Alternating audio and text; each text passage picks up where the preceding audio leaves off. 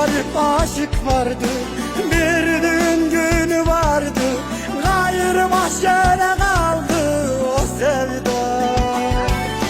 Dağlara yazdık ne fayda, yollara yazdık ne fayda, kaldı betonlar altında o sevda.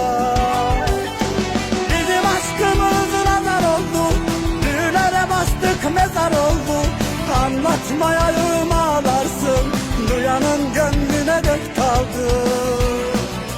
Bizim aşkımız nazar oldu, düğünlere bastık mezar oldu, anlatmayayım ağlarsın, duyanın gönlüne dert